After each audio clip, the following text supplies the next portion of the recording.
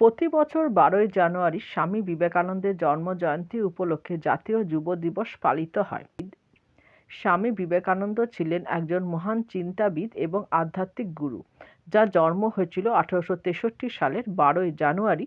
ভারত সরকার 1984 সালে এই দিনটিকে জাতীয় যুব দিবস হিসেবে পালন করার ঘোষণা করে এবং 1985 সাল থেকে তা নিয়মিতভাবে পালিত হয়ে আসছে। যুব দিবসের উদ্দেশ্য হলো যুব সমাজকে স্বামী বিবেকানন্দের আদর্শের সঙ্গে যুক্ত করা এবং তাদের আত্মনির্ভর, শৃঙ্খলাবদ্ধ ও দেশের প্রতি নিবেদ্য প্রাণ করে তোলা। 1893 সালে শিকাগোতে দেওয়া বিবেকানন্দের ঐতিহাসিক ভাষণ, যা তিনি আমেরিকার আমার ভাই ও বোনেরা বলে শুরু করেছিলেন, তা আজও সারা বিশ্বের যুবকদের অনুপ্রাণিত করে। 1897 সালে তিনি কলকাতায় রামকৃষ্ণ মিশন এবং 1898 সালে গঙ্গা নদীর তীরে বেলুড়ে রামকৃষ্ণ মঠ প্রতিষ্ঠা করেন। স্বামী বিবেকানন্দ 1902 সালের 4ই জুলাই তিনি দেহত্যাগ করেছিলেন, অর্থাৎ তিনি সমাধিস্থ হয়ে দেহত্যাগ করেছিলেন। তাই আজ আমি তোমাদের কাছে স্বামী বিবেকানন্দের জন্মবার্ষিকী এবং জাতীয় যুব দিবস হিসাবে স্বামী বিবেকানন্দের কিছু উক্তিকে দিয়েই তাকে স্মরণ করব এবং তাকে শ্রদ্ধা জানাবো।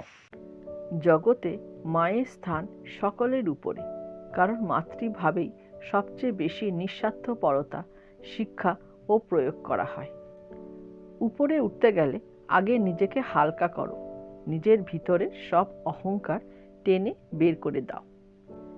যে মানুষ বলে তার আর শেখার কিছু নেই, সে আসলে মরতে বসেছে। যতদিন বেঁচে আছো শিখতে থাকো। একটি সময় একটিই কাজ করো এবং সেটা করার সময় নিজের সব কিছু তার মধ্যে ব্যয় করে দাও। ভগবান যদিও সর্বত্র আছে বটে, কিন্তু তাকে আমরা জানতে পারি কেবল মানব চরিত্রের মধ্যে দিয়ে। বিশ্ব একটি ব্যায়ামাগার, যেখানে আমরা নিজেদেরকে শক্তিশালী করতে এসেছি। তাহলে স্বামী বিবেকানন্দের জন্মবার্ষিকী এবং জাতীয় যুব দিবস হিসেবে তোমাদেরকে আমি স্বামী বিবেকানন্দের কিছু উক্তি শেয়ার করলাম।